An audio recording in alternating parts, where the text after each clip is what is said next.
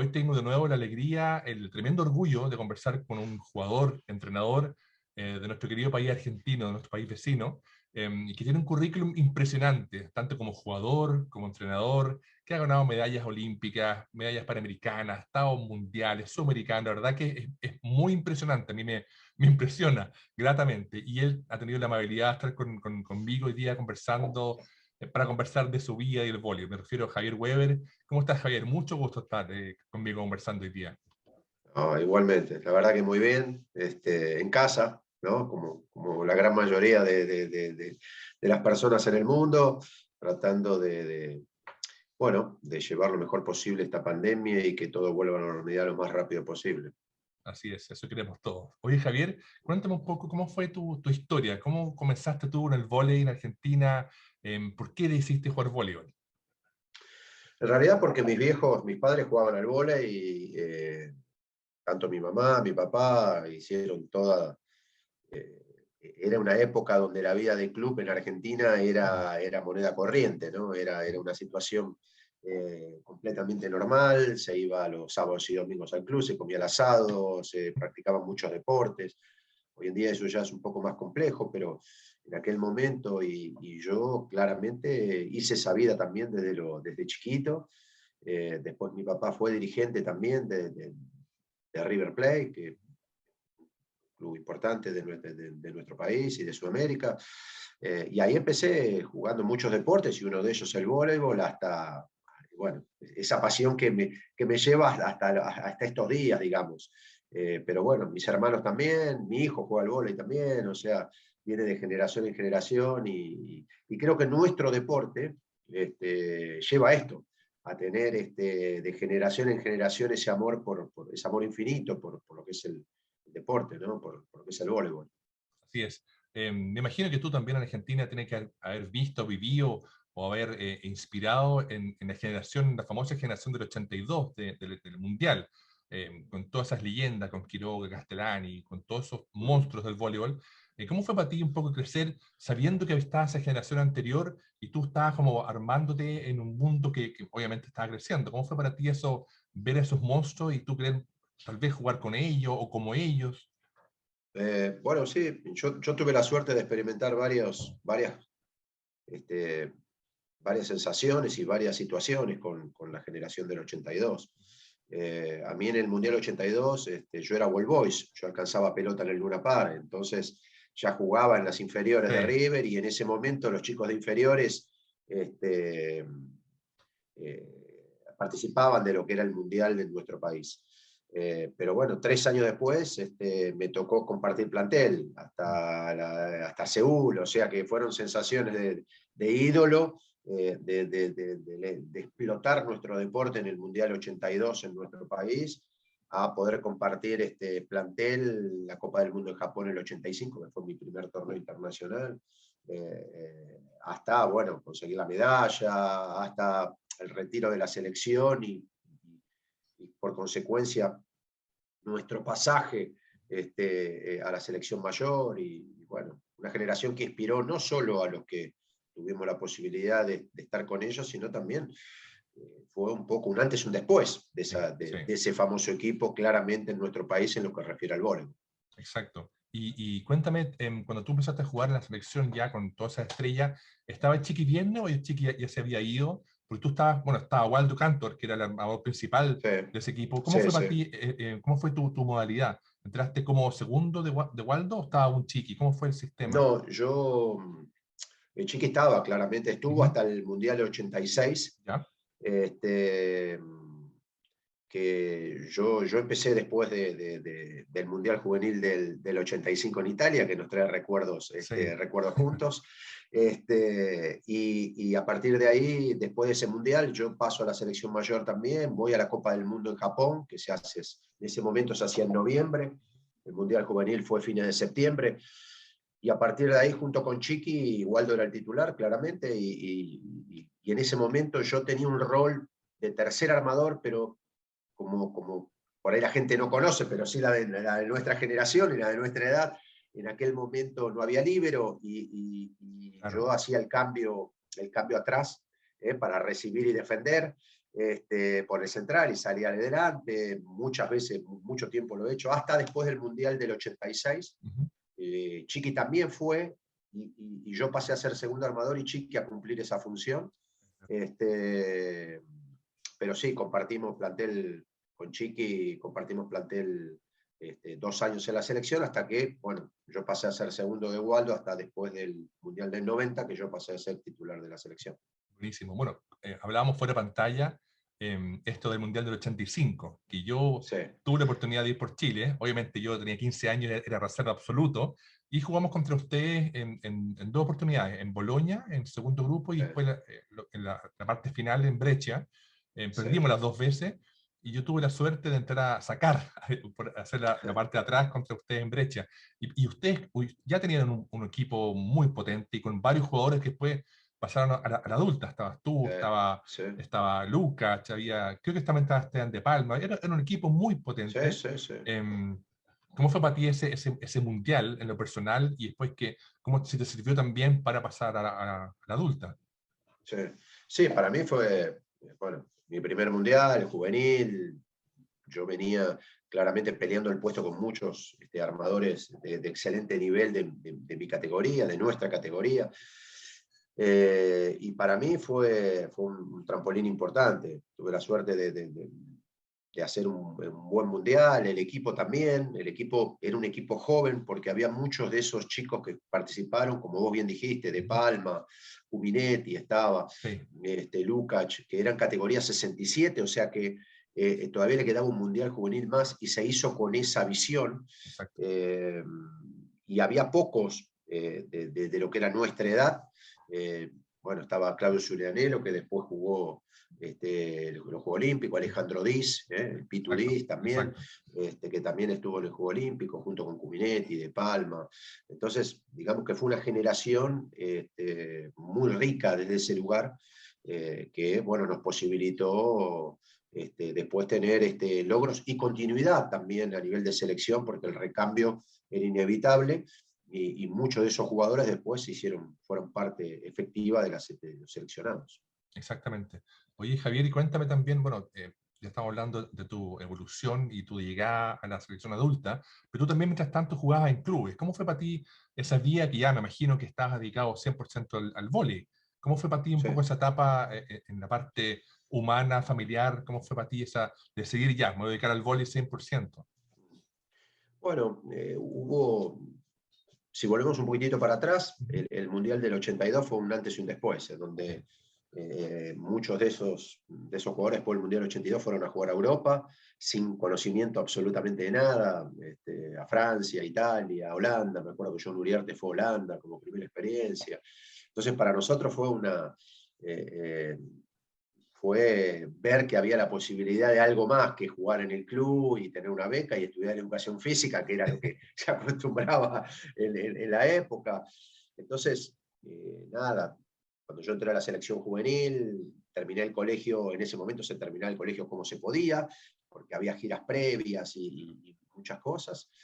Y a partir de ahí se formó una liga argentina muy interesante, porque la mayoría de los jugadores en el 86, antes del Mundial de Francia, se quedaron en nuestro país. Digamos, la Secretaría de Deportes hizo un esfuerzo, mantuvo a todos los jugadores, entonces se creó una liga profesional y la verdad que eso sirvió mucho como plataforma a lo que hoy es la Liga Argentina o lo que fue, y también para el resultado olímpico que después tuvimos en el 88, donde, bueno, yo le aposté claramente a mi carrera profesional y tuve la suerte que en el 88 pude ir a jugar a Italia.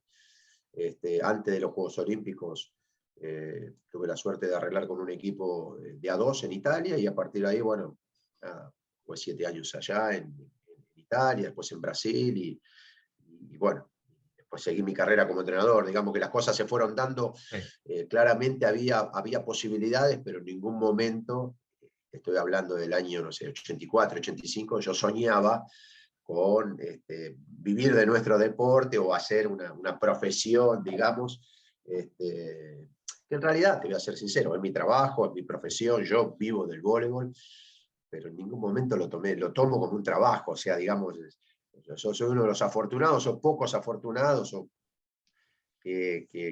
que hacen lo que le gusta y vive de lo que le gusta y de lo que le apasiona y lo que ama. Sí. Entonces, en eso hay que agradecer todos los días, sin lugar a dudas. Totalmente, totalmente. Bueno, yo siempre soñé con hacer algo así, irme a jugar fuera, que sé yo, pero no sé, digo, en Chile es más difícil. Hoy día hay algunos jugadores que están afuera y cumpliendo un sueño, porque en el fondo, como dices tú, poder hacer un deporte que tú amas y vivir de eso, bueno, Sí, sí, sí, espectacular, sin duda. espectacular. Sí, sí. Oye, claro, y tú, es muy loco para uno, por ejemplo, la gente que te ve, que dice, estuve en Mundial, jugué en Italia, jugué Juego Olímpico, y uno dice, yo juego un sudamericano. Entonces, Mm. es algo muy, muy potente. Y yo siempre he tenido la suerte gigante de entrevistar también a jugadores de tu generación, también la generación dorada, y todos hablan mucho del tema del esfuerzo que ustedes tuvieron, el esfuerzo familiar, también de jugar en un país que obviamente es muy masivo, donde hay muchísimos jugadores, pero también es donde ha sido difícil también el avanzar, por diversos motivos, político, económico. Entonces, da mucho gusto cuando ustedes logran esas cosas y finalmente el equipo argentino, los equipos argentinos logran destacar a nivel internacional. Yo tuve también la tremenda suerte de entrevistar a Karch Kiraly, y a mí me impresionaba que él me decía, contra el equipo que más le costaba jugar, que no querían jugar, era contra ustedes, porque ustedes tenían un sistema de juego que en esa época era muy difícil de bloquear, porque entraba, qué sé yo, Castellani por 2, por 3, Quiroga por Sí, atrás. sí, sí. No, hoy día es mucho más estructurado, pero quería un poco preguntar también en tu caso, porque yo me acuerdo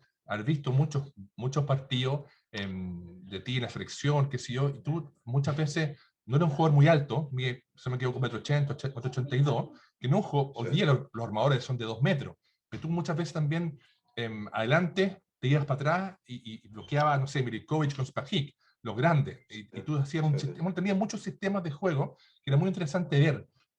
¿Cómo fue un poco para ti esa forma de jugar dentro de un equipo que estaba haciendo historia? Porque en el fondo tu generación también hizo mucha historia.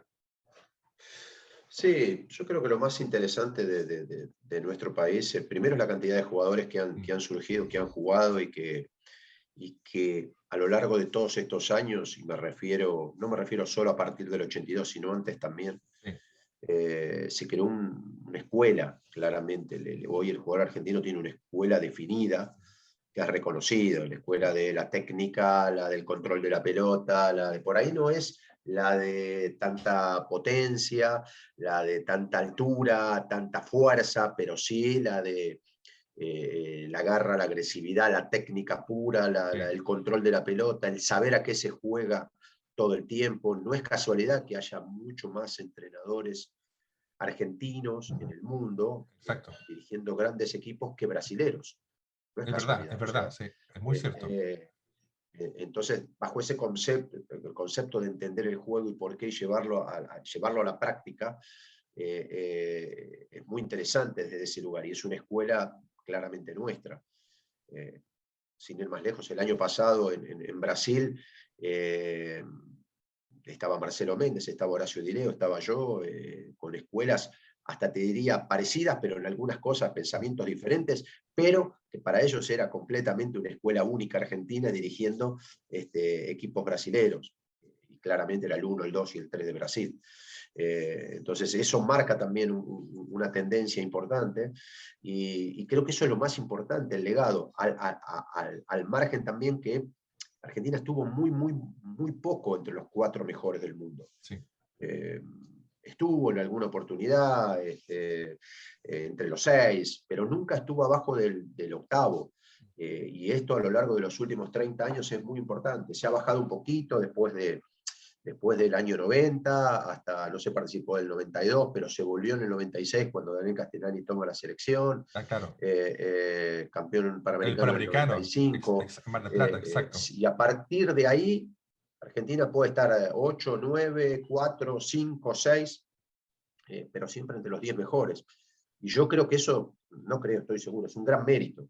Después podemos buscarle lo que falta del vaso y decir, ay, ¿por qué nunca se llegó entre los 3? Sí, Podemos hacer eso y es una discusión posterior, pero digo, creo que hoy Argentina, con mucho menos recursos que otras potencias, mm, se mantiene a través de su escuela, el nivel técnico, el nivel organizativo, el juego colectivo, entre los mejores equipos del mundo, por ahí sin ganar entre los 3, 4, pero sí compitiendo al mismo nivel que las grandes potencias. Y eso para mí es un orgullo haber participado como jugador y haber participado como entrenador también en esta transformación. Es verdad. Bueno, hemos tocado muchos temas en poco rato. El tema de la escuela argentina, que como dices tú, es muy clara. Tiene hay un estilo argentino de juego. Yo también recuerdo haber visto por YouTube un seminario de entrenadores argentinos. También estabas tú, estaba Julio Velasco, estaba Castellani y varios más.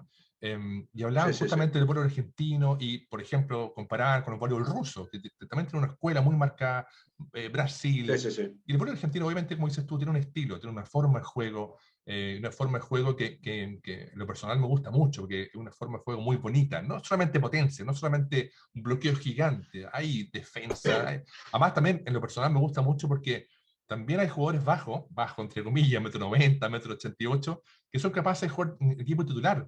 Yo entrevisté hace poco a Patti, Norado Patti, que es un jugador bajo, entre comillas, pero era enorme en defensa, en bloqueo también, Sí, atacando. no, y hoy también hay, ¿eh? Y hoy también Exacto, hay, exacto. No también, son, no pero son de 2 metros, pero son muy buenos, porque no, hay una escuela, una formación de partida. Bueno, la personalidad argentina es muy especial, hay que decirlo, en comparación a otros países, de mucha pachorra, de mucha fuerza interior, y que se paran frente a cualquiera, frente a un ruso de 2,20 m, y paran de igual a igual. Entonces eso es muy bonito de ver en la cancha. Y como dices tú también, a mí me impresiona mucho esto que del entrenador argentino sean capaces de estar estudiando en todo el mundo, y especialmente en Brasil.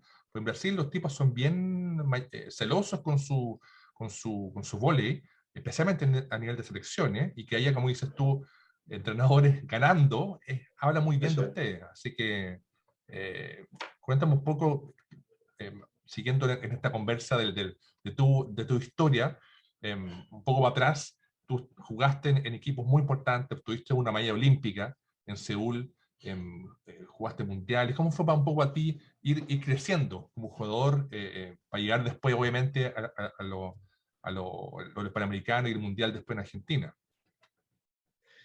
Bueno, para mí, realmente, yo tuve, digamos, un espejo grande que fue Waldo Cantor en aquel momento, el cual el estilo de juego de Argentina era un estilo bien oriental a través bueno, de nuestro técnico coreano en aquel momento, Claro, que era John Won-sung, que después yo lo tuve también, después del 90, y toda la escuela italiana, donde sí, la mayoría de esos jugadores habían ido a Italia, y que después me tocó a mí también, y para hacerte una comparación, en el 88 los 12 jugadores que fueron a los Juegos Olímpicos, los 12 fueron a Italia, sí, es los verdad. 12. Sí, Entonces, era realmente, era realmente un equipo importante y era como para poder apreciar cómo los equipos potencian a las individualidades y no al revés, ¿no? Porque a sí, veces mucho se discute de que las individualidades arman los equipos y es totalmente lo contrario. Los equipos potencian a las individualidades totalmente. y ese equipo de Argentina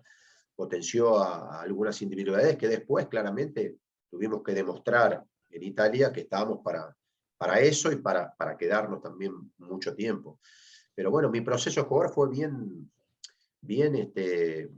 bien claro. Yo empecé de suplente, corrigiendo la parte técnica, ya tenía dentro de mi personalidad una parte mía característica de conducción, de liderazgo, que requería mi función o mi puesto dentro, requería eso, y sobre todo entender que el armador en este caso es un servidor del equipo, que es raro porque vos fíjate que todos los jugadores más importantes, al cual yo considero que el armador es el jugador más importante, porque en definitiva en el vóley vos haces la diferencia cuando tocas la pelota Sí, y el armador la toca 3 veces más que el resto. exacto. ¿Sí? Entonces, claramente es el jugador más importante, pero en los otros deportes, vos ves que el jugador más importante es el que hace 40 puntos en básquet, el que hace 2 goles en el fútbol, el que Claro, hace 20, no sé, 8 goles en el handball, y en el vóley no. En el vóley es un servidor para que los demás hagan los puntos. claro. Entonces, esto es hay que entender esa función y te tiene que gustar para sentirte importante o muy importante de la misma manera, sin ser el que define o el que actúa para hacer el punto. Entonces, todo esto para mí fue una evolución constante, desde la técnica, de la conducción y desde poder entender a 5 personalidades diferentes que tenía dentro de la cancha para poder sacarle lo mejor en los momentos importantes o en los momentos que tampoco eran importantes, pero conociéndolos como para entender cuáles son los puntos fuertes y los puntos débiles. Todo esto fue un progreso de muchos años, donde después de estar 4 o 5 años de titular, de suplente de Waldo, me tocó empezar como titular, ser capitán de la selección durante 8 años y tener otro rol, digamos, en términos de importancia, y también madurar desde este lugar, ¿no? Donde para mí el punto más importante fue en Sydney 2000, donde yo creo que estaba preparado para todo, o sea, para bancar un momento malo, para... Tremendo campeonato, tremendo, sí. Increíble. Sí, y fue un año también muy bueno, porque nos tocó clasificar en mayo de ese año o en junio de ese año, no estábamos clasificados, el equipo se fue construyendo a través, teníamos un sistema diferente donde Milinkovic jugaba, no jugaba de opuesto, jugaba de central, pero atacaba de segunda línea. El líbero entraba por un central primero, después por un punta, después para que Marcos atacara. Bueno, y la verdad que fue lindo todo ese proceso.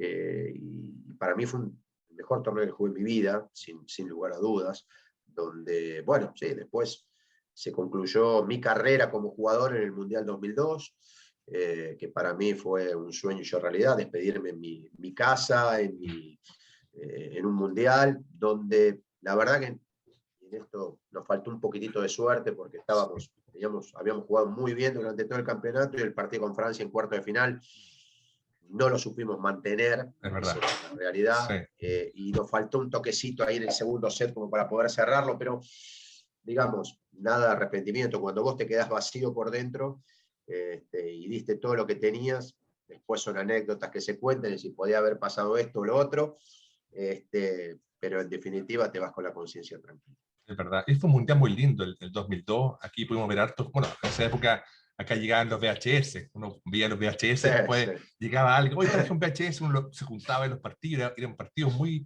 muy emotivos, no sé si ESPN los transmitió, no sé, pero uno pudo ver hartos partidos. Sí, ESPN. Claro, y además que también ese equipo tuyo era muy especial, porque estaba Conte también jugando con ustedes, con toda su experiencia, todo su talento y su liderazgo, estabas tú, bueno, Milinkovic, Elgueta, puras estrellas, Fajic, Videgain, era un equipo muy lindo, como dices tú, de una forma de jugar muy especial, y contra equipos fuertísimos. Me acuerdo del partido contra Bulgaria, que era un equipo altísimo, muy alto, muy fuerte, y ustedes supieron ganarle, creo que 3-1 contra Japón. Fueron partidos, y además también todo lo que dices tú, lo hermoso de jugar un mundial en casa, después del 82, el 2002, también fue muy simbólico. Y bueno, y cuéntame un poquito antes, porque también el Panamericano del 95, en Mar del Plata, que dirige Castellani, también marcó, creo yo, un inicio muy potente para usted, de esa generación. Y además jugaron una final impresionante contra Estados Unidos, un equipo también muy potente. ¿Cómo fue para ti también haber jugado ese partido y haber como comenzado quizás una carrera muy, muy, muy relevante en el vóley mundial? Mirá, nosotros veníamos de una transición importante, porque después del Mundial del 90, donde éramos candidatos a medalla, claramente, terminamos en quinto lugar, pero ya muchos de esos jugadores, Esteban Martínez, Waldo Cantor, Conte, Quiroga, Uriarte, dejaron la selección y subieron los procesos diferentes, con Cuminetti. En el 91, dentro de todo, se logra la medalla panamericana en Cuba, en La Habana, la medalla de bronce. Pudimos clasificar para el Mundial, pero bueno, hubo una transición, no se clasificó para Barcelona, para la Olimpiada, entonces hubo una caída ahí. Pero bueno, a través de Daniel asume la selección a fines del 93, se juega un sudamericano en Córdoba, y se empieza una etapa completamente nueva. Y en esa etapa era digamos, la llegada era el Panamericano en casa. Claro. A ver, 5 meses después del Panamericano, nosotros hicimos un esfuerzo grande, yo me quedé, Milinkovic, Elgueta, los que jugábamos en Europa, nos quedamos esa temporada, no nos fuimos a jugar afuera, nos quedamos acá, la Secretaría de Deportes de Argentina ayudó un poco para que nos quedáramos, hicimos ese sacrificio, pero a nivel deportivo, 5 meses antes nosotros fuimos al Mundial de Grecia, en el 94, y Claro. salimos últimos. Sí, sí. Nos volvimos en primera ronda. ¿Qué pasó ahí? Y nos tocó una zona muy dura, realmente, porque nos tocó Brasil, Sí. nos tocó Estados Unidos, que Estados Unidos terminó tercero, y nos tocó Alemania, que terminó sexto. Brasil, Alemania, la verdad que perdimos 3-2 con Brasil, 3-1 con Estados Unidos y 3-2 con Alemania. No fue, desde el punto de vista juego, claro, con un equipo nuevo, todo, pero nos volvimos. Para nosotros fue un golpe fuerte, porque 5 meses después teníamos el Panamericano en casa. Pero bueno, eso también nos sirvió para ver a dónde estábamos, qué necesitábamos, y la verdad es que trabajamos muchísimo, muchísimo, durísimo el trabajo previo, y se vio reflejado después en el Panamericano. Y ahí, vuelvo a decir, para mí fue un resurgimiento también de lo que es Argentina a nivel mundial también, porque después se fue a Atlanta 96, porque se le gana a Brasil en Atlanta, porque terminamos séptimos, y volvemos a entrar otra vez en la elite. Y bueno, y a partir de ahí fue creciendo, y se fue haciendo ciertas cosas que siempre nos mantuvo entre los 8 mejores. Pero sí, el Panamericano fue algo fantástico desde todo punto de vista, por lo que se vivió al margen de la medalla de oro, se vivió con la gente, fue algo sumamente fuerte. Sí. Y bueno, también para mí fue un punto de inflexión dentro de lo que es nuestro deporte importante.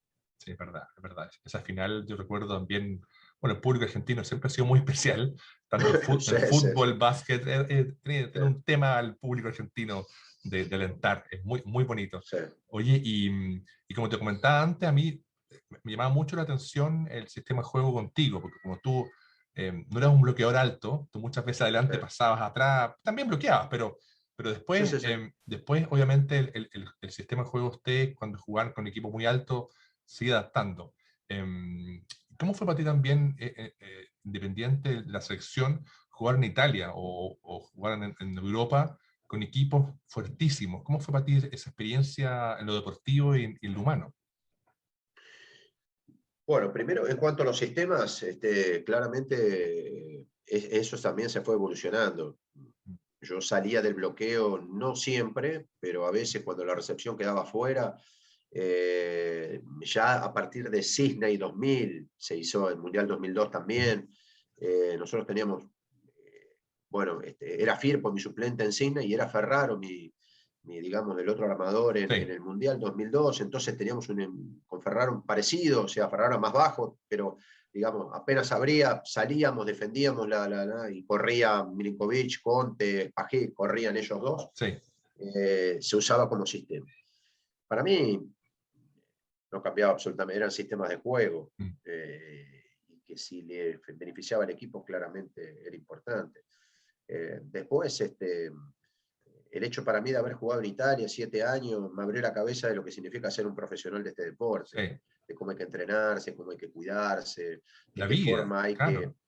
totalmente todo, Claro. o sea, Italia te deja expuesto a muchas situaciones, 3 partidos no jugás bien y ya en los diarios sale que te quieren rajar, que traen a otro, que traen a aquel, entonces eso te va curtiendo, te va haciendo fuerte, te va como yo digo mucho, te va creando el callo adentro, que después cuando hay algún problema ya estás curtido, ya sabes cómo, no te haces un drama terrible, sino buscar la solución al problema, y sabes a qué te afrontás. Entonces todo eso te va haciendo fuerte.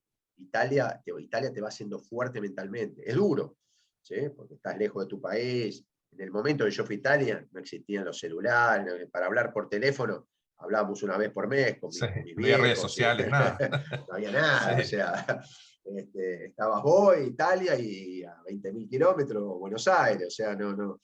Entonces, hoy es diferente, hoy te comunicás así como estamos nosotros, de un Claro. país a otro, sin ningún problema, y estás cara a cara. Entonces, estas cosas te van haciendo fuerte, te van construyendo. Te van construyendo desde el profesional, desde el jugador, y empezás a valorar ciertos aspectos, el entrenamiento, el cuidado, el descanso, la alimentación, a través de todo el desarrollo que tuvo esto. Hoy ves que te comen, no, en ese momento no era tan así el tema de la alimentación. Hoy, Claro. 200 gramos de acá, no te pases acá, comés cada 4 horas. Bueno, hay también todo un circo, un círculo, un circo, Sí. un movimiento, que en ese momento, pero bueno, que hace también al profesional y por eso hay hoy jugadores a los 36, 38, 40 años que juegan bárbaro, porque hay Claro, un cuidado de esto. El que no se cuida, no llega, es verdad, claramente no llega. es verdad. Y en eso Italia para mí desde ese lugar fue importantísimo. Después vino Brasil durante 10 años y fue para mí claramente mi segunda casa, donde yo me siento más cómodo, donde me siento más identificado con el juego, donde me siento más a gusto. Sí, Como jugador me he sentido y como entrenador mucho más. exacto. Que son actualidades, digamos, o situaciones deportivas completamente diferentes. Este, eh, pero totalmente ricas desde el aprendizaje, sin lugar a dudas. Totalmente, totalmente. Oye, Javier, bueno, en este viaje tuyo en el voleibol, ¿cuándo como comenzó en ti la sensación o el pensamiento de decir, voy a seguir con el voleibol, voy a seguir en el mundo del voleibol ligado, voy a ser entrenador o voy a estudiar? ¿Cómo fue para ti ese proceso que justo yo ayer publicaba que la Confederación de Brasil lanzó un programa de justamente como de transición del jugador profesional cuando termina, porque muchas veces terminas de jugar y no sabes qué hacer? ¿Cómo fue para ti un poco esa etapa tuya en decidir, ya, voy a dedicarme a seguir en mi vida con el voleibol? Bueno, para mí el juego en sí siempre, eh, uno por pasión, una cosa por pasión y otra también por necesidad. Yo era un jugador bajo, un jugador que tenía que hacer para poder ser diferente o mejor que el resto, tenía que diferenciarme en otras situaciones. Una de ellas era la mental, no solo la técnica. Sí, ¿Sí? La mental, de saber cuál es la mejor opción en todo momento, analizarla, verla, pensar más rápido, sacarle provecho a una situación que los demás no le sacan, y bueno, yo tenía que pensar en esto todo el tiempo como armador. ¿No? Entonces, por ejemplo, yo a mis armadores siempre le digo que todo lo que es este juego, la pelota sucia, ¿no? La que pega en la red cae, ahí tiene que estar el armador, sí, porque es el que más calidad de control de pelota tiene, y ahí es donde pegó en la red, haces ping, la pones alta 4, perfecto. la Claro, limpiás, y si no lo haces vos técnicamente, lo tenés que hacer a nivel de comunicación, ¿no? Hablar para decir, para anticipar, ¿por qué? Porque es el que piensa más rápido, y para mí siempre eso fue una situación claramente natural, que le empecé a tomar ese gusto bastante tiempo antes de dejar, te diría, ¿no? Mi cabeza, ser entrenador, te vuelvo a decir, después de Sydney yo ya tenía decidido ser entrenador. perfecto. Ya. Este, es más, después de Sydney yo hice todos los cursos, mismo está jugando, hasta el Mundial, hice todos los cursos de entrenador, nivel 1 internacional, nivel 2, digamos, me preparé también para, si surgía alguna posibilidad, que después surgió en Brasil, a través con mi representante también, ya para ver ciertas situaciones como entrenador, o sea, pero te puedo decir, por lo menos 3, 4 años antes de haber dejado de jugar. Y bueno, pues surgió la posibilidad de mi mentor como entrenador, que fue Renaldo Alsoto, hoy técnico de la selección Sí, brasilera, que en ese momento era presidente en el club donde yo jugaba. Me dijo, bueno, creo que es el momento, te ofrezco ser técnico jugador, y primer año, y jugador y técnico el segundo, y bueno, compré. buenísimo, buenísimo, buenísimo. Y acá estamos. Buenísimo. Bueno, como te decía antes, a mí me impresiona mucho que haya tantos técnicos argentinos en el mundo y de tan buena calidad. Y especialmente en Brasil, como yo a lo mejor me equivoco, pero yo siento que en Brasil son muy celosos con su voleibol. Y además que ustedes estén logrando grandes triunfos. ¿Cómo ha sido para ti? Bueno, fuiste jugador en Brasil. ¿Cómo ha sido para ti como argentino estar entrenando en Brasil a unos quizás las ligas más fuertes del mundo, con los jugadores más fuertes del mundo? ¿Cómo ha sido para ti esta experiencia? Oh, a ver, en aquel momento yo tenía un gran reconocimiento y respeto como jugador, venía de ganar 2 ligas seguidas, de encontrarnos muchas veces con los Mauricio, Tande, Giovanni, Leyenda, contra. leyenda, ya, uf. Sí. Pero después, a ver, Brasil me han tratado, jamás me han hecho sentir un extranjero, eso, pero sin lugar a dudas, todo lo contrario, todo lo contrario, siempre, siempre, hasta cuando después me volví entrenador de Bolívar durante muchos años Sí, acá en sí. Argentina, que me he encontrado muchísimas veces con equipos brasileños en contra y siempre ese respeto, admiración recíproca, ¿no? Desde el lado de ellos, del lado nuestro. Entonces yo nunca me he sentido un extranjero en esas tierras, jamás. Eh, ellos, a ver, puedo coincidir que sean un poquitito celosos, pero hasta ahí, en el momento que vos estás y después sos parte del vóley brasilero, en este caso el vóley brasilero de clubes. Este, y así pasó también con Marcelo Méndez, súper exitoso, con Horacio Di Leo, con John Uriarte, que también dirigió en Sí. Brasil, con Daniel Castellani. O sea, algunos con un poco más de reconocimiento, otros menos, pero digamos, siempre con un gran respeto y un gran, y una gran admiración desde lo que se le brinda a nivel voleibolístico, ¿no? Y a nivel persona también. O sea que la rivalidad Argentina-Brasil en el vóley claramente está, como en todos los deportes, Sí. pero es mucho folclórico del fútbol, Sí, sin lugar a dudas. totalmente, totalmente, sí. Sin, Es un tema de país, la gente lo disfruta sí, cuando... sí, sí, pero digamos, en el vóley, sí, claramente, Argentina le gusta ganar a Brasil y se Sí, pone contento, y Brasil le gusta ganar a Argentina y se pone contento, pero después, cuando vos compartís plantel, o en este caso dirigir, a mí me ha tocado la última temporada que ha terminado hace poquito, dirigir 5 campeones olímpicos. mira, imagínate. Y Tremendo, tremendo. la verdad, Bruninho, Mauricio Sousa, Lucao, Douglas Sousa, Mauricio Sousa, Mauricio Borges, digamos, jugadores ya El con una equipito. medalla.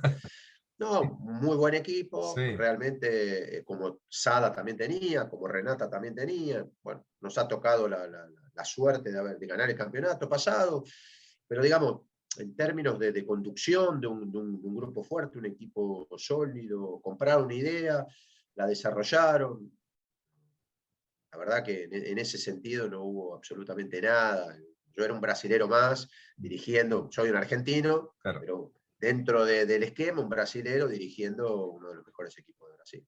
es verdad, es verdad. Y hablando un poco de lo que tú dices con respecto a la personalidad del jugador, del entrenador, yo recuerdo también una final de usted Argentina contra Brasil en una Copa América. No sé si se llama Copa América que Sí. fue 98, 97, Fue contra, 98, 98, la 98, que en Mar contra, del Plata. Mar del Plata, contra Giva, Mauricio, Sí, Dagner, sí, son sí. tremendo equipo, y que ustedes perdieron creo que el 3-2. Pero yo me Sí, acuerdo, independiente de eso, la realidad era, y terminó el partido, y Mauricio te gritaba en la cara, pero es parte del deporte. Eh, sí, sí. yo, Lo que pasa es que fue una situación especial, algo porque pasó ahí, sí, sí, nosotros teníamos ganado el partido. sí. ¿Qué pasó? Estaba 14-12, Ujú. y yo le levanto a Cuminetti hace el punto y el juez de abajo cobra que pisa la línea. La verdad, no sé si pisó o no Sí, pisó, me estuvo muy cerquita. Hoy con el video challenge vos lo sí, hubiese habido tanto problema. Pero exacto. imagínate, terminó festejo, no, que Sí, pará, que... Bueno, nos terminan ganando, o sea, ahora no me acuerdo, pero creo 25-23, también sí, con decisiones, con cosas. Bueno, ahí fue un festejo donde la gente, imagínate, lleno, el sí. polideportivo estaba ganado, se perdió. Bueno, Este, muy, muy lindo porque después del partido, pero folclórico, no claro, pasó más que eso. porque creo que ya Milinkovic ya jugaba en Brasil, entonces él fue para allá Sí, sí, y tú yo también, también. y hablaban Sí, sí, sí. con los compañeros, con los entrenadores, los jugadores, entonces era como también parte de esta locura del voleibol, de la pasión, de la sangre. Sí, sí, sí, totalmente. Y yo también recuerdo un poco del tema que tú estabas hablando con respecto a las personalidades, que cuando tú eras el armador de Argentina, por ejemplo, en el Mundial, y llegaba un mal pase, tú eras una rabia, una furia, y uno veía cómo te ponías tenso y retabas, por ejemplo, no sé si retabas, pero tratabas como con mucha rabia, mucha fuerza, como de motivar a tu gente, y uno veía, de afuera decía, oye, qué susto no estar ahí recibiendo mal porque Javier me va a retar, pero también era parte de un juego de mucha sangre, entonces también eso también da mucho gusto ver jugar. Eh, Cuéntame un poco de No, eso. yo claramente soy una persona temperamental. En ese momento, al principio, en ese momento, seguramente, digamos, toda la presión extra a través de una jugada o una situación, yo la transformaba o en un reto, o en un aliento o en digamos, en algo más agresivo Sí, en función de, de eh, de una reacción positiva.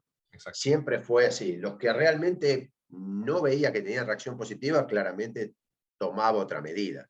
Este, claramente eso lo fui aprendiendo con el tiempo. Cuando era más joven no medía tanto esos termómetros, Sí, entonces no era todo a favor. Y la verdad que un reto, una situación o una situación de enojo dentro de la cancha no sea favorable, ¿cuál es el sentido? Al contrario, estoy haciendo mal mi función de líder porque de toda, esto también pasa como entrenador, de toda crítica vos podés recibir mal, tiene que venir una solución. claro. ¿Sí? La exigencia va a través de que el jugador que esté ahí, si yo le digo, no, no podés recibir así, como dice, sí, ya lo sé que no puede. ¿Qué querés que haga? A ver, ¿cómo lo hago? O sea, voy entrenador, tenés que marcar un camino, decir, mira, esto, por esto y por esto, puede ser más agresivo, menos agresivo, con rabia, sin rabia, pero digamos, con algo atrás que pueda tener, que pueda traer una solución para tu equipo. Claro, claro. Esto lo fui aprendiendo con el tiempo sin perder digamos, mi personalidad de agresivo Mm, o de que el equipo esté siempre al palo, como se dice acá, ¿no? Al taco de decir, bueno, no existe el 99%, es siempre el sí, 100% y no se negocia eso. sí, sí. En términos técnicos, físicos, de agresividad y de foco, ¿no? De cabeza, Mm, ¿no? Eso para mí es negociable. totalmente.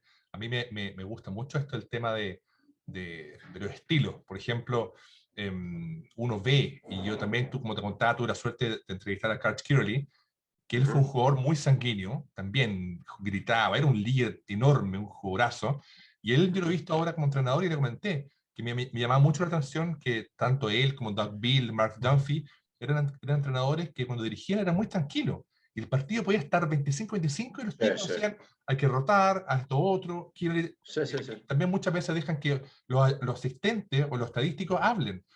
Uno ve, por ejemplo, y uno se acuerda del famoso Karpol, el entrenador ruso, que cómo gritaba en Seúl y cómo siempre gritó, ve estilos distintos como de dirigir un partido. También los japoneses, que hay un entrenador principal y el asistente es el que habla. Entonces, es un poco también, bueno, la forma de ser. ¿Cómo es en tu caso un poco de tu forma de ver el voleibol hoy día, que cambió muchísimo de cuando empezamos a jugar a hoy día, con toda la ayuda de los asistentes estadísticos? ¿Tú funcionas así en Brasil con tu equipo, con estadísticos, con gente que te va alimentando información? O también es más la antigua? No sé, cuéntame un poco, por favor, cómo es tu forma de dirigir el equipo. No, claramente a la antigua no. Hoy se han modernizado muchísimos aspectos del juego. Los equipos hoy tienen unas entre 10 y 12 personas de cuerpo técnico que van Ok. Ujú. trabajando eh, a la par del entrenador, cada uno en su función. Mi manera de conducir es exigirle al jugador al máximo de las posibilidades que yo creo que puede llegar a tener. ¿sí? A lo largo de toda una temporada, considero que el jugador puede mejorar ciertas cosas, le exijo esa mejora, trabajamos para esa mejora, pero después hay cosas dentro del sistema táctico.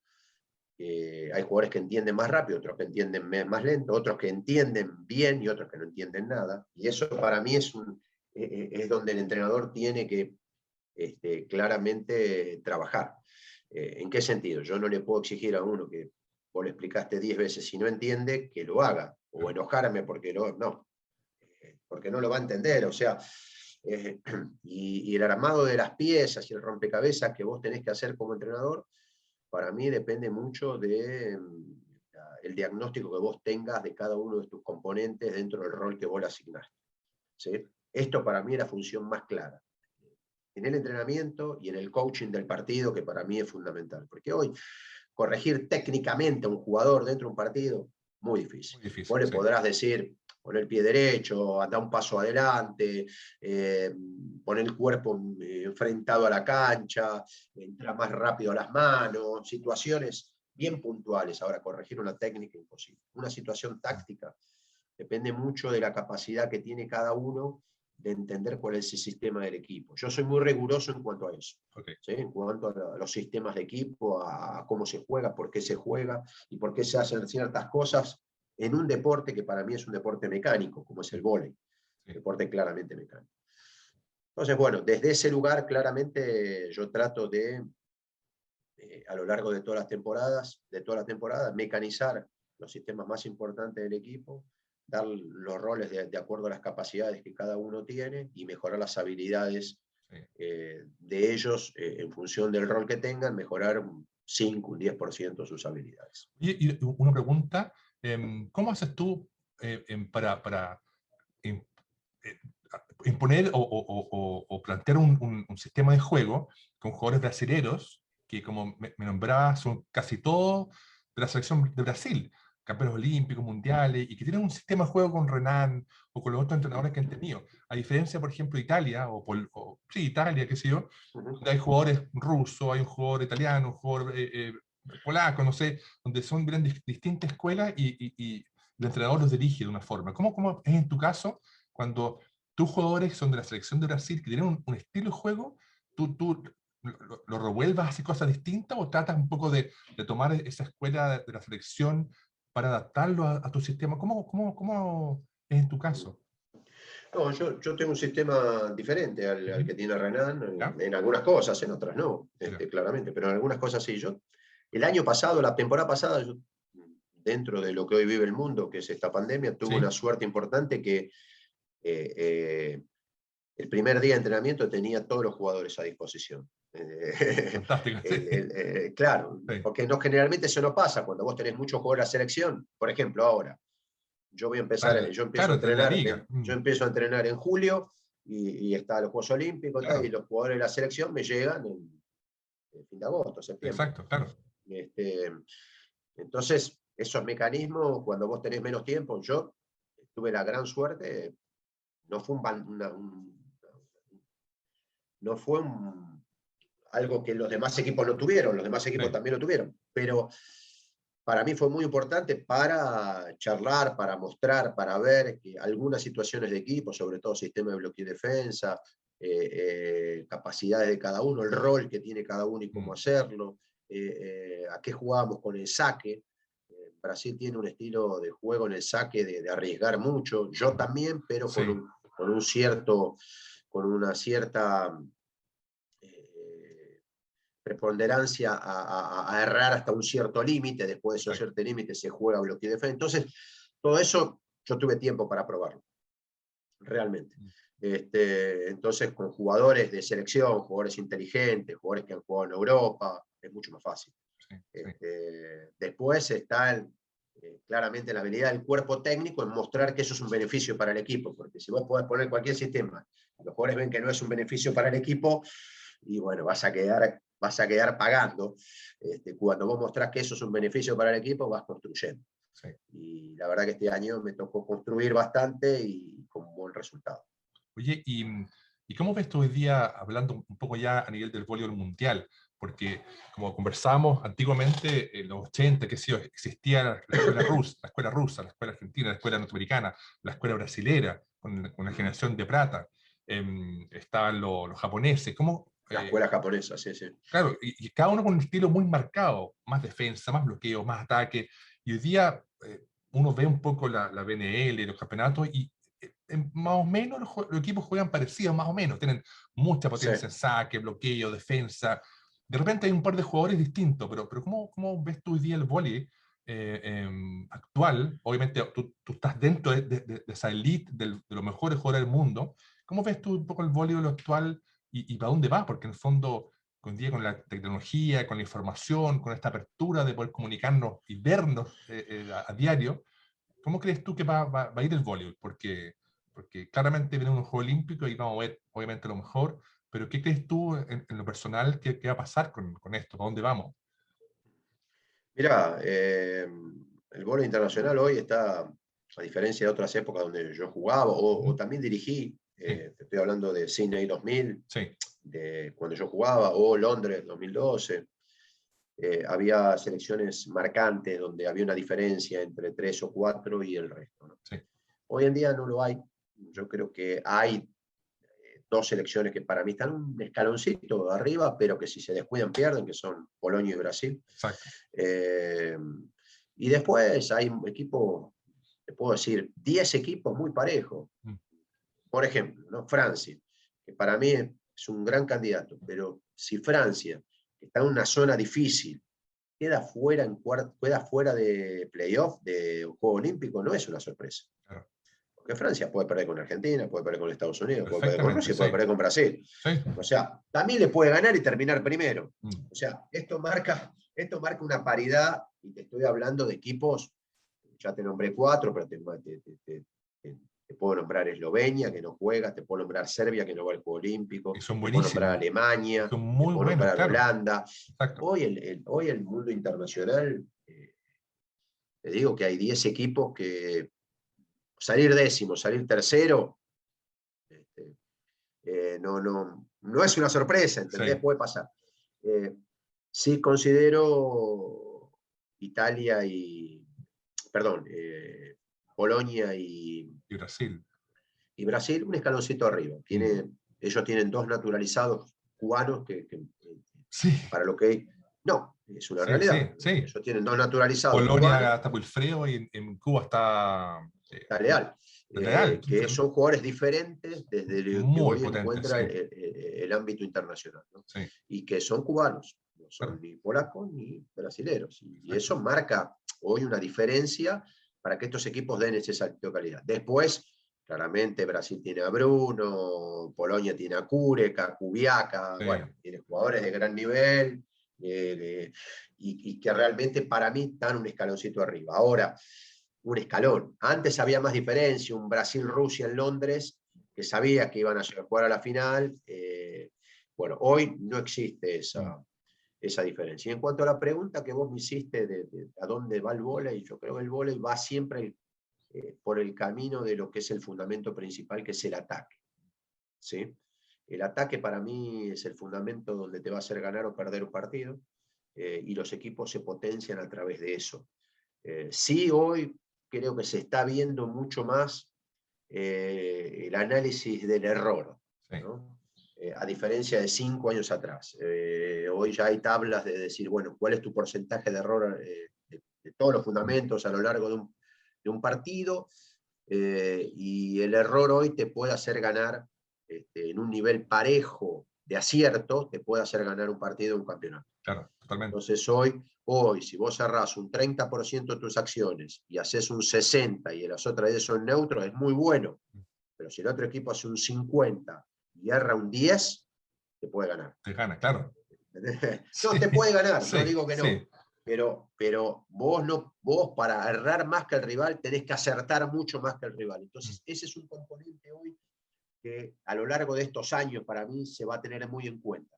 sí, Claramente el ataque es el fundamento principal, es el que va a marcar más puntos, y el que la mayoría de los equipos, si yo ataco un 10% más que el rival, tengo mucha chance de ganar. Pero si vos cerraste un 15% y el rival erró un 5%, por más que vos atacás un 10 a 9, y el partido está en riesgo. Es verdad. Entonces, digo, estos son componentes que hoy se van a tener en cuenta. Oye, y una pregunta personal. Yo, Sí, bueno, yo soy de la época de los 80, cuando jugábamos sí. con cruces, con rápida atrás, adelante, con pelotas dobles. Y yo hace poco entrevisté a Peter Murphy, que fue un gran entrenador también holandés, Sí, sí. escrito libros, qué sé yo, y él me decía que él echaba un poco de menos esa época. Obviamente hoy día quizás es imposible, pero tú no echas de repente de menos No, sí, no te sí. gustaría de repente ver... claro, hoy día, Combinación, porque claro, combinación. combinación, porque el día levantas una pelota a Musielski que mide 2,18 m, le levantas un melón y va a pegar por encima tuyo, o los jugadores rusos que son Y, cada vez más grandes, pero ese voleibol que uno veía que tenía ese gustito especial de la jugada, de la combinación, del cruce adelante, cruce atrás, de la Z que decíamos en Chile, la punta. ¿Cómo lo ves tú un poco estando ahí en no, primera línea? yo creo que ha evolucionado mucho la velocidad de juego, la potencia, pero sobre todo la velocidad. Antes se jugaba un Sí, poco más lento, con más parábola. Viste que antes la palabra parábola le tenés que dar parábola, en sí. nuestra época la parábola era En importantísima. Chile decíamos ¿Sí? el melón en la punta, la Claro, pelota claro. altísima. Y hoy en día no se escucha más esa palabra. ¿Viste? No, no, Sí, ¿qué parábola? No, no, dale en subida, sí, rápida sí. en subida. Bueno, y yo creo que hoy las combinaciones, hoy pasaron a ser otro tipo de Mm, combinaciones. Hoy las combinaciones las hacen los centrales, no sí, las hacen los puntas que claro, van y vienen, no, no, no, y le hace el zaguero por 6. exacto. ¿Sí? Entonces yo creo que ahí es donde ha cambiado un poco el estilo de juego, porque ha cambiado el saque, porque antes se sacaba para arriba Claro. y todo el mundo recibía y todo el mundo la ponía perfecto, Sí. Hoy día es un y remache el ahora ya no, saque, es un remache y prácticamente. ahora es una metodología de ataque el saque. Claro, Entonces, totalmente. desde ese lugar cambió. Yo creo que hoy la altura también de los centrales y de los extremos hace que jugar en espacios reducidos, por eso hoy se habla más, antes se hablaba más de las combinaciones, primer tiempo y segundo tiempo, ¿no? Sí, Hoy se habla más de juego corto, juego largo. Si la pelota va para 2, jugar para 4, más rápido, más largo, que el central tenga más movimiento en la red, que el punta no juegue tan cerrado para poder ayudar el mm, primer tiempo. Bueno, se habla de otro tipo de sí, combinaciones de juego, sí, ¿sí? Ya no tanto. Hoy, cuanto más vos haces correr la pelota, mismo tu central, ¿no? Que te salte acá y le pegue acá y que salga de la línea de las ayudas, hoy pasa a ser una combinación que antes era el cruce, los dos primeros tiempos y el que iba por atrás, que hoy se puede hacer dos primeros tiempos, pero ya en vez de hacerlo con el tercer hombre que va para atrás o va para adelante, lo hace el zaguero. sí, exacto. Hoy lo hace el Sí, zaguero que una pelota antes no. rápida atrás, claro, Hoy lo prácticamente hace el una zaguero, rápida. Sí, ataca por 1, ataca por 6, sí, ataca, bueno. Eh, Bajo esa circunstancia creo que este, no vamos a volver mm, claramente a la época de combinaciones, sacando alguna que otra, porque hoy en día con un solo paso y levantar las manos te la tocan. sí, sí, Entonces, cuanto vos más aproveches la dimensión de la red, ¿sí? Más aproveches de la varilla a varilla, más chance tenés de encontrar espacios para poder ubicar la pelota. es verdad, es verdad. Bueno, el voleibol tiene eso que es tan lindo que a todos nos apasiona y uno hoy día, por suerte, puede ver mucho más gracias a YouTube, a Internet, que antes que Sí, sí, era sí, el sí. VHS que llegaba una vez cada 6 meses a Chile y uno Es verdad, es veía los verdad. partidos. Pero es muy bonito y la verdad que para mí es un agrado conversar contigo porque un poco como te decía al principio de la entrevista, tú has tenido una carrera impresionante como jugador y ahora como entrenador estás en primera línea de lo mejor del mundo.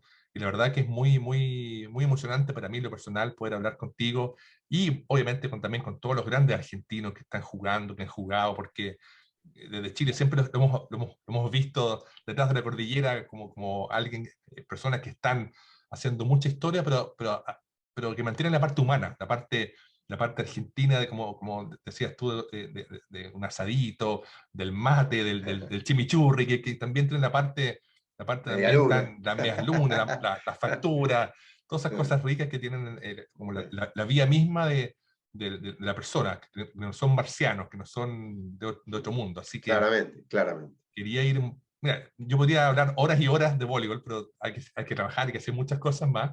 Y quería, para ir un poco cerrando esta conversa, darte de nuevo miles de gracias por esta conversación que, como te digo, para mí es una alegría enorme, porque también poder entrevistarte a ti, como te digo, es un honor gigante, que has hecho historia, sigue haciendo historia, y es un poco el objetivo de mis canales. Y nada, y mandarte un gran abrazo desde Chile, Argentina, desearte a ti, familia, mucha salud, ahora con pronto viaje a Brasil, también desearte mucho éxito en lo que viene. Y nada, y que estemos en contacto y bueno, y No, sigamos hablando del eso, voleibol, que es nuestro modo. claramente, claramente. Yo te quiero agradecer, Alfredo, para mí fue un privilegio y me he sentido muy a gusto, realmente, de poder, más que nada, no es una entrevista, sino es un intercambio de pasiones. Eh, digamos, el vóley claramente es un juego hermoso. Yo siempre lo he interpretado de esa forma. Para mí no deja de ser un juego. Y la gente que lo ve desde ese lugar, independientemente del rol que le toque ocupar en cada una de las funciones que tiene dentro de nuestro deporte, mantenemos siempre la misma pasión por el juego. Entonces, nada, primero agradecerte, corazón. Nos hemos encontrado adentro de una cancha no Mucho. sé, 40 años, más o menos 35 años. Éramos juveniles, así que nada, realmente me pone muy feliz, a disposición, lo que necesites. Mando Fantástico. un gran abrazo a todo Chile, un país que, que quiero mucho, que realmente mantiene esa pasión por el juego y que nos hemos encontrado no solo en diferentes sudamericanos, sino también en sudamericano de vóley de playa y no, en muchísimas ocasiones. Así que les mando un fuerte abrazo y un gran cariño. Buenísimo, muchas gracias.